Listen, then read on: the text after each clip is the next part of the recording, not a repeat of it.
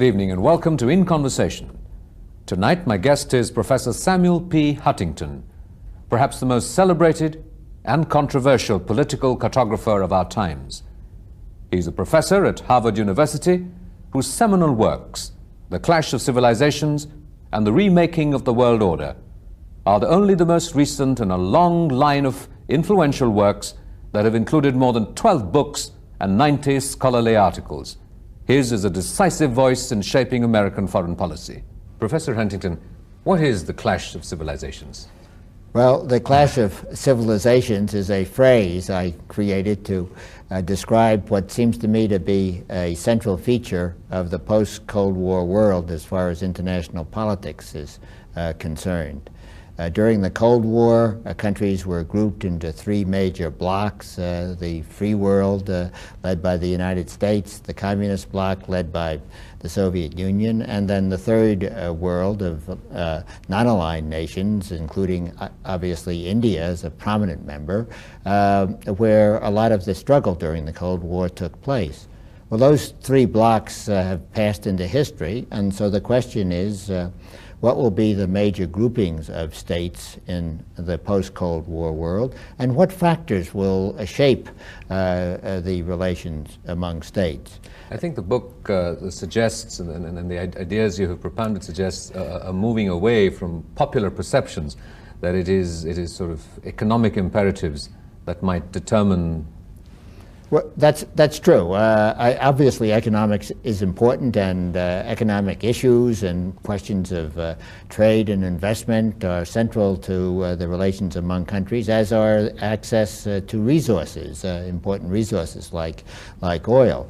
But it seems to me, if one looks at what is happening in the world today, states are realigning themselves along cultural lines, whereas during the Cold War it was politics and ideology that predominated. Now, in the relations among states, now it is culture. And states with similar cultures are coming together. States with different cultures are, in many cases, moving apart, or actually splitting up, as we have seen in the cases of the Soviet Union and Yugoslavia, which were two states which encompassed the peoples of several different civilizations, and they both broke up. Yet there is a popular perception in some senses that with the globalization of the media, and shall we say the Americanization of the media, that in some senses that global civilizations and cultures are becoming more homogeneous. So you have, the Chinese civilization is more American in some ways, perhaps, than it was before. Well, there certainly are those aspects of globalization taking place as a result of the tremendous increase in transportation communications. And obviously, a lot of this involves Americanization because of the extent to which the United States corporations and other entities dominate these facilities for communication and transportation. And obviously American popular culture is tremendously popular around the world in the movies and consumer goods and Coca-Cola, McDonald's, etc. But in many respects, it seems to me that much of this is relatively superficial, and people can adapt the global American culture, but underneath they still, with the other half of their lives, they still maintain their traditional practices, beliefs, ways of life of their particular civilization.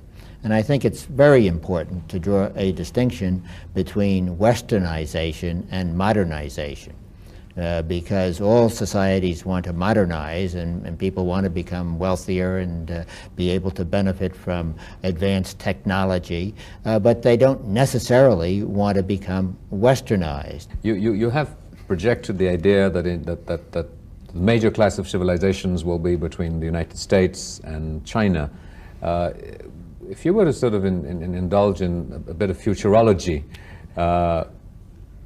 what do you think will happen when this clash takes place? Is there going to be a winner, or? Well, I'm not quite sure what the character of the clash will be. I think if Chinese economic growth continues at anything like the rates which it has for the past couple of decades, clearly China will become more and more assertive in international affairs. And this is quite natural. When countries develop industrially, become economically stronger, they do become more assertive in global politics. This was true of Britain and France, Germany, Japan, the United States, and the Soviet Union, and it's to be expected with China. There is always the problem, however, of the accommodation of a rising power into the existing global system.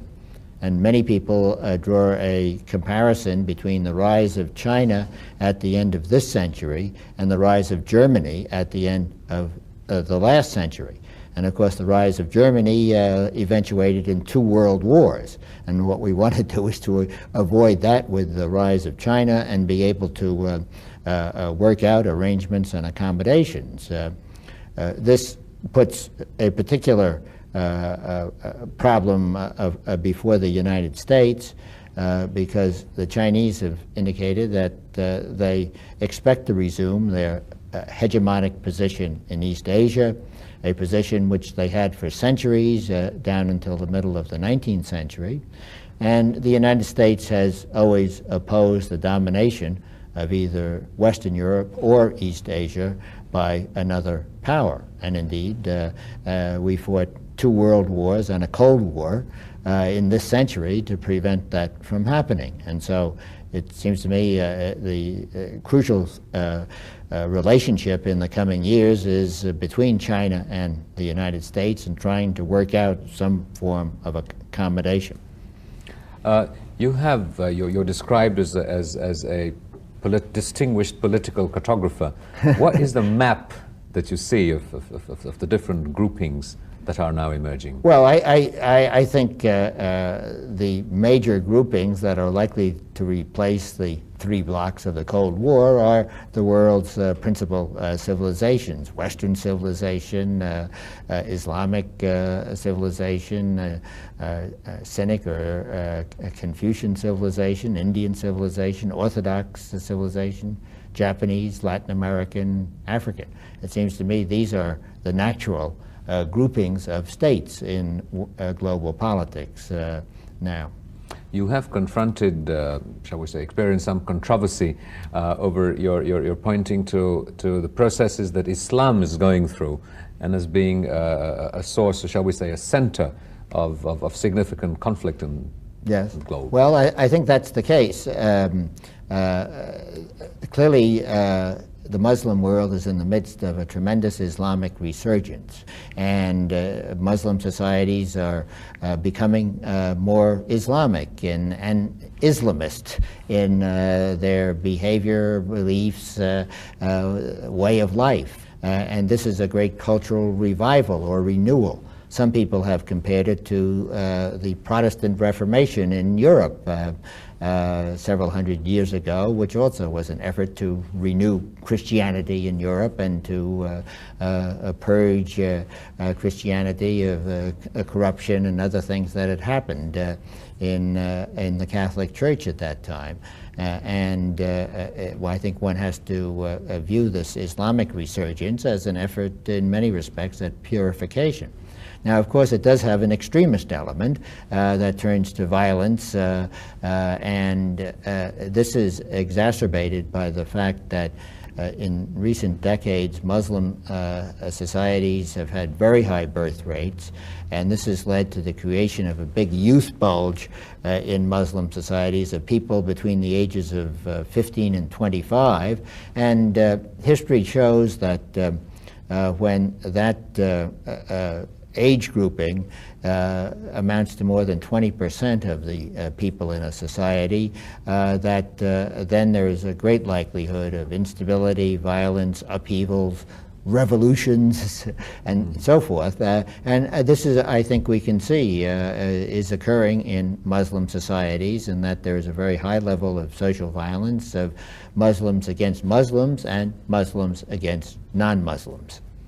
Do you see that with diasporas, in a sense, crossing national boundaries, that the notion of the clash of civilizations, which is really based on looking at the historic evolution of how different cultures and societies have arrived at new balances of power and influence.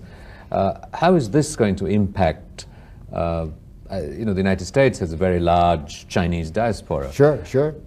What? Well, I think one of the fascinating consequences of the recent improvements in transportation and communication is that it makes it possible for people who are in a diaspora to maintain much closer contact with the culture of their home country. Now, we see this in the United States in the large numbers of immigrants, recent immigrants we have from Latin America, who now can keep in very close touch with their homes and villages and towns in Mexico and elsewhere in Latin America. And this raises questions in people's minds as to what extent will they really become Americanized.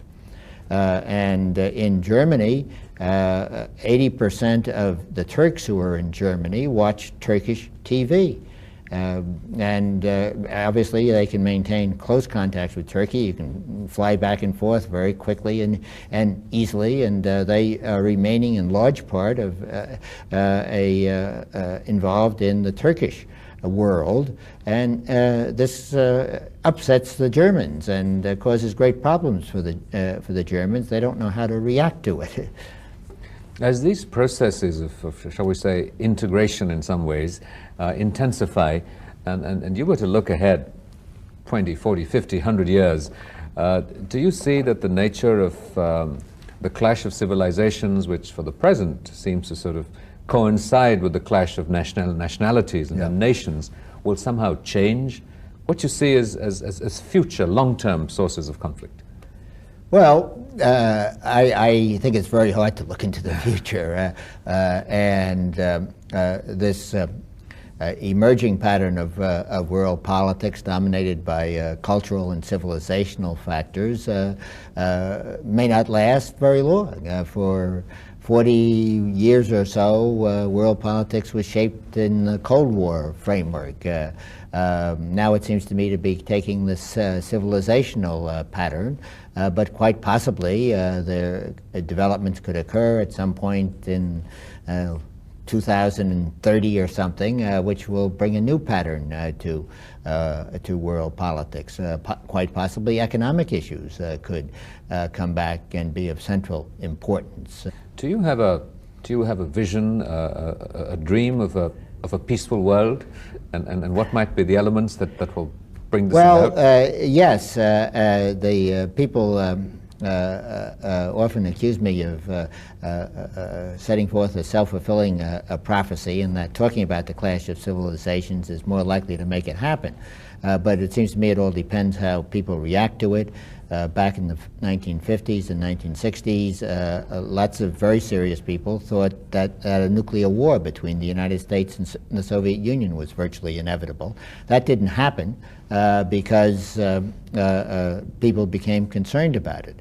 And I hope that people become concerned about the possibility of a clash of civilizations and will take measures to reduce that probability.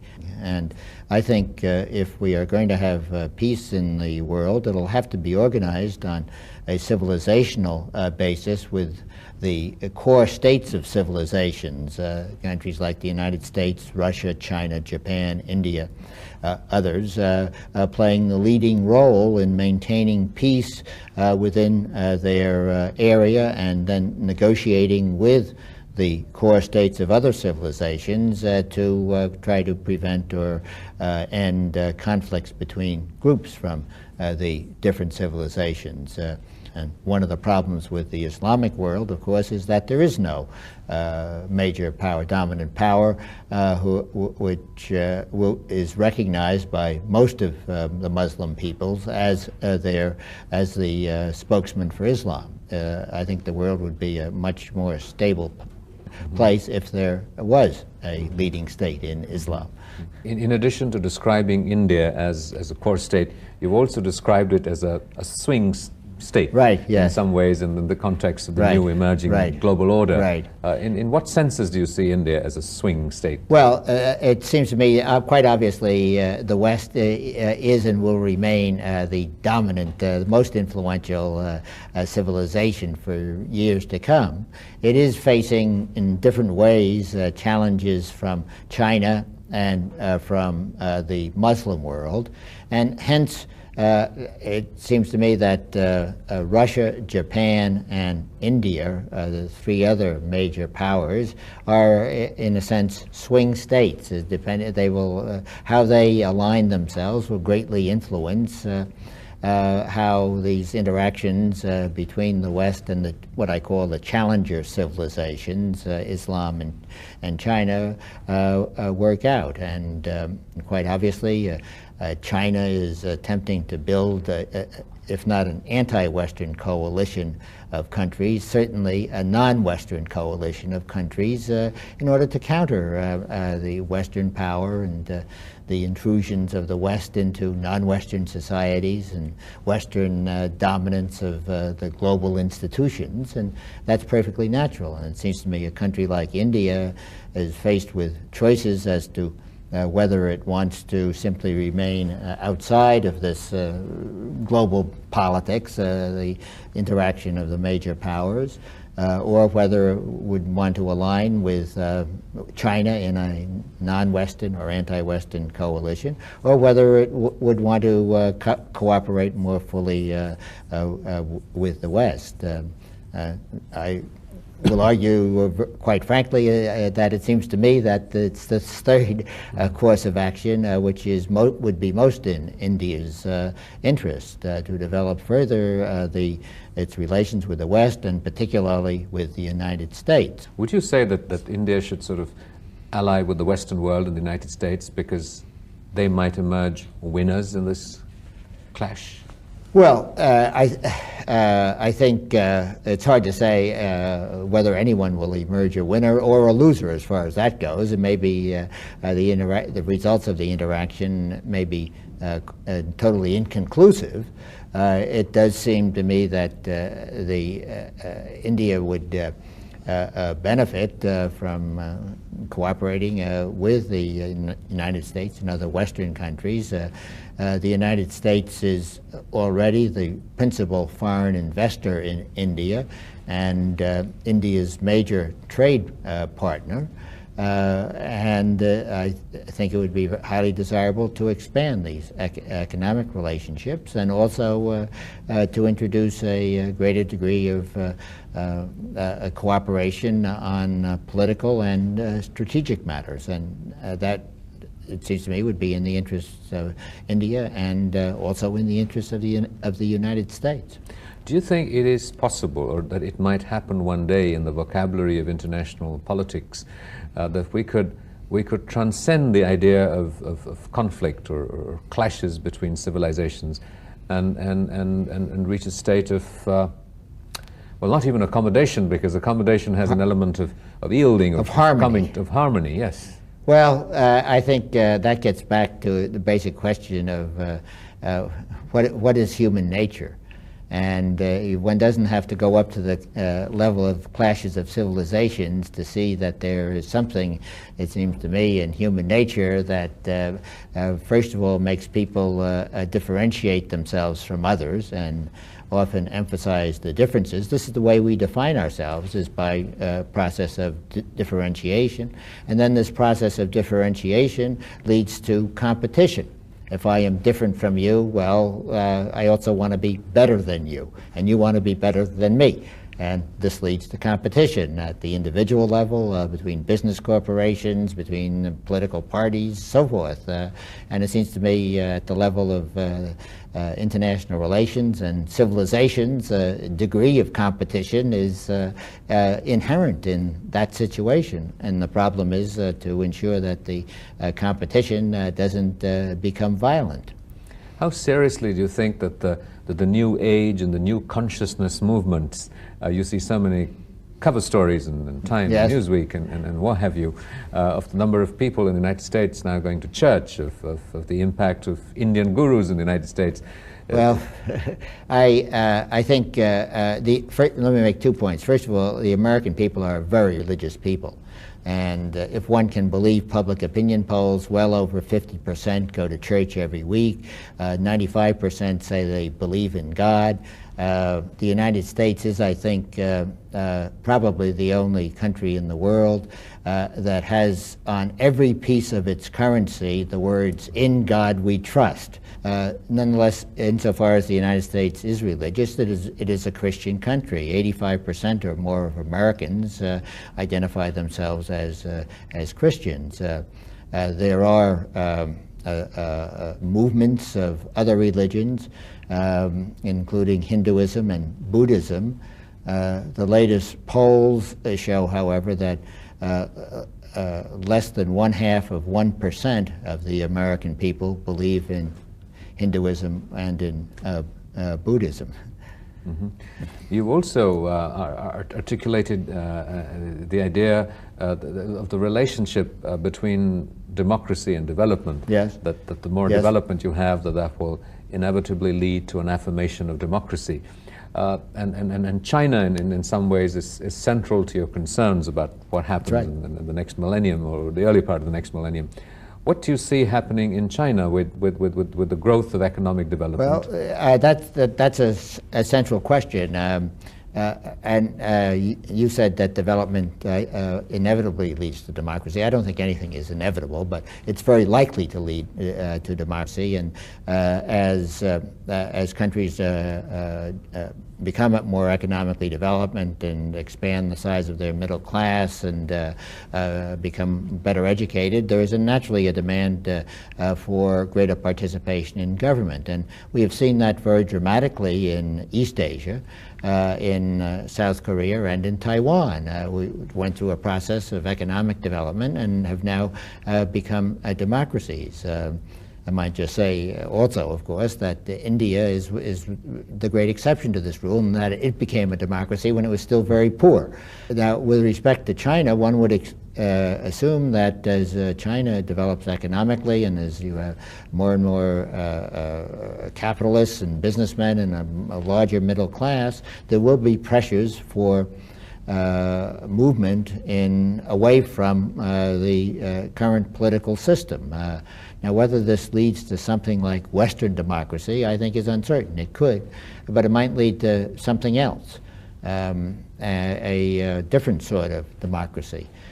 People often forget that one country which has many of the accoutrements of a democracy is Iran, which has highly competitive elections for both its parliament, which is quite an important body, and as we saw this past year, for its president, where the non-establishment, in effect the opposition candidate, won with 70% of the vote. This certainly doesn't make Iran a democracy in the Western sense. Yeah, you have drawn a distinction between liberal and, and electoral democracy. That's right. This is, you're right. Mm-hmm. And Iran is clearly, in some respects, qualifies as an electoral democracy, but certainly not as a Western liberal democracy. And the other interesting question, of course, is even if China does become more democratic in some sense, what will what effects will that have on its international role? And there is a widespread assumption that a more democratic country will be more peacefully inclined and will be more friendly to the West. That may happen, but I don't think it's necessary, because as we have seen in many cases, democracy can provide an opportunity for ambitious politicians to exploit nationalist sentiments, to appeal to ethnic prejudices, to try to arouse people against a foreign enemy. I'm not saying this necessarily would happen with democratization in China, but it's possible. You know, China has, through its history, seen sudden and cataclysmic changes. Do you think that we're now at a time in its history where change may not be as sudden and as cataclysmic? Well, I guess surprises can't be predicted. If they could be, they wouldn't be surprises. And so all sorts of surprising things can happen, and I wouldn't want to say they wouldn't happen in China. Despite the sort of how to put it, the perils of prediction, and in an age when sequels are commonplace, you've had a very influential, successful book, which really comes at shall I say, at one stage in a process where you've done more than 12 books and 90 scholarly articles. But is there a sequel to the Clash of Civilizations, or beyond the Clash of Civilizations? What might happen? Well, I don't know whether there'll be a sequel to or not. My institute at Harvard did have a conference this fall which brought together people from all the major civilizations and countries to discuss the different perspectives on international order. And I would hope we may be able to put together a book out of that conference and try to identify to what extent there are elements of agreement in the way in which people from these different cultures look at the international system, and to what extent there are elements of disagreement. Do you look ahead beyond this cycle of history? Well, as I said before, I can't. I'm very skeptical about how useful it is to try to look very far into the future. Probably what I've described as the politics of civilizations will describe what is going on in the world for the next couple of decades. I wouldn't want to try to go beyond that. Professor Huntington, thank you very much indeed. Well, thank you.